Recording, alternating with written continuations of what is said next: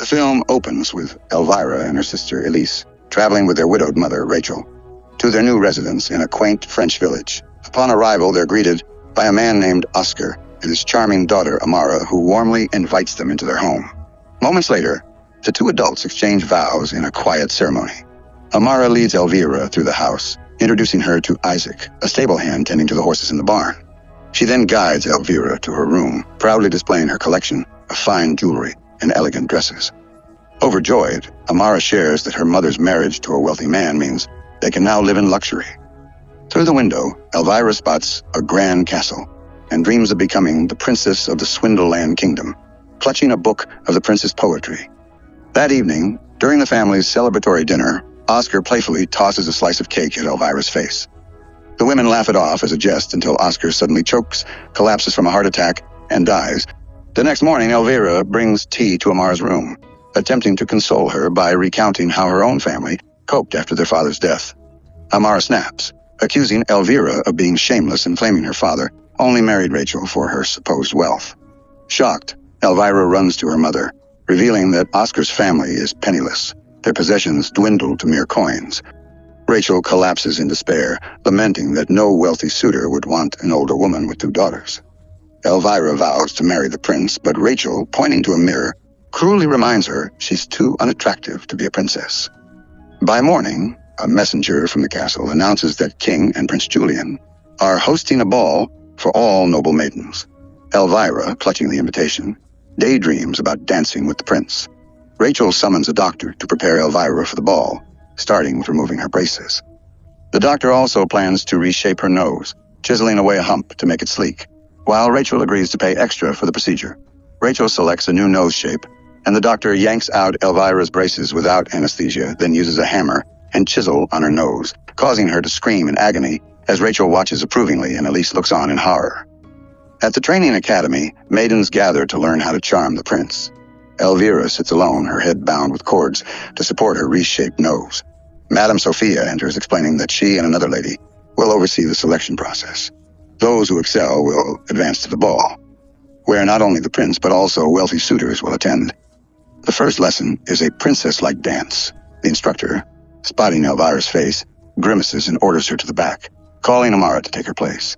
At dinner, Elvira is served a meager lemon slice, while others, including Amara, enjoy lavish meals. Amara mentions scheduling her father's burial, but Rachel dismisses it, saying there's no money until Elvira marries the prince. Furious, Amara argues that the costly treatments for Elvira's appearance outweigh the cost of a simple funeral. But Rachel insists some things require funds, and the burial can wait. She adds that Amara must share her clothes with her stepsisters. Enraged, Amara storms off to pray beside her father's decaying body. Days pass with training sessions on poise, like balancing books on their heads and greeting royalty. A list of those advancing is posted, and the maidens rush to check. Some cheer, others leave in tears. Elvira sees her name, smirking as she notices another's was crossed out to make room for hers, fueling her fantasies of the prince. In the next class, the instructor demonstrates a dance move and asks who can replicate it. All raise their hands, including Elvira, but when she tries, the instructor halts the music, calls her a failure, and admits she only advanced due to her mother's bribe. She summons Amara and two others to demonstrate instead, leaving Elvira sobbing in a corner. That evening, Elvira tries on Amara's dresses, but they're too tight for her frame. During a meeting with Madame Sophia, Elvira confesses feeling hopeless, believing her looks will repel the prince. Sophia, seeing herself in Elvira, offers a solution. She rides with Elise to the woods, revealing a tapeworm pill from Sophia that will slim her down to catch the prince's eye. She promises to take an antidote later and begs Elise to keep it secret. Elise, horrified, rides home alone, ignoring Elvira's pleas. That night, Elvira swallows the pill. Later, hearing noises in the barn, she investigates and is stunned to see Amara and Isaac kissing passionately. The next morning, Rachel, having learned of the affair, drags Amara from her room, strips her of her necklace, and declares her a servant in the household. Amara watches as Isaac is thrown out, unclothed. 3 months later, Elvira removes her mask to reveal a slender, stunning nose that Rachel admires. Now slim from the tapeworm, she undergoes another painful surgery to implant eyelashes. Forced to keep her eyes open as she screams, the doctor assuring her of her new beauty. That night, unable to sleep from pain and hunger, her vision blurred by bandages, Elvira stumbles to the barn for food. Frightened by a noise, she hides, but it's only Amara who takes pity and offers her bread. The next day, the instructor, now approving of Elvira's looks, lets her lead a dance. At home, Elvira eats ravenously while Amara, now a maid, reads poetry to her and brushes her hair, only to discover it's falling out. Panicked, Elvira hides in her room. Meanwhile, a tailor arrives with a dazzling gown for the ball. Noticing Elvira's thinning hair, he provides a wig to conceal her scalp. That night, Elvira gorges herself while Amara secretly tries on her own gown, planning to attend the ball. Jealous, Elvira tears it to shreds. Rachel intervenes, assuring Elvira that Amara won't attend without a dress and that she'll outshine everyone. She gives Elvira a potion to sleep. In Amara's room, grieving by her father's corpse, a radiant light appears, her late mother's spirit, who gifts her a dress and shoes for the ball. At the castle, maidens are presented to Prince Julian, each dancing and showcasing their charms as their accomplishments are announced. Elvira's beauty stuns the crowd, and men line up to dance with her. When the prince chooses a partner, he picks Elvira, and she weeps with joy, living her dream. But then, a new maiden enters, and the prince abandons Elvira to dance with Amara, crushing her hopes. Feeling ill, Elvira rushes outside, vomiting tapeworm eggs. Rachel cleans her up, urging her to focus on other suitors. Amara dances with various men, including the prince, while Elvira watches Rachel flirt drunkenly.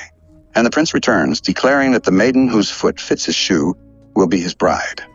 That night, consumed by rage, Elvira grabs a knife to attack Amara, demanding the shoe. Amara disarms her and flees upstairs, but Elvira pursues. Rachel intervenes, ordering Elvira to bed, revealing she's brought a man home. Desperate, Elvira tries the shoe, but it doesn't fit. In a frenzy, she chops off her toes to force it on, screaming in pain. As Rachel cuts the toes on her other foot, Elvira passes out, dreaming the shoe fits perfectly. Awakening, she finds all her toes gone. A messenger announces the prince's arrival to test the shoe. Unable to walk, Elvira tumbles downstairs, watching Amara leave in a splendid gown. The messenger declares the shoe fits Amara, naming her the prince's bride. Devastated, Elvira weeps as the prince departs with Amara. Isaac, the stable hand, finds her and administers the tapeworm antidote. Elvira vomits blood as a 10-meter worm writhes out. Isaac slices it in half. Entering Rachel's room to steal gold, Isaac sees her with a man but ignores it. Later, he helps Elvira escape, supporting her as she crawls, then hoists her onto a horse. Together, they ride off to cross the border to a new town. Thanks for watching. If you enjoyed this video and want more, please like and subscribe.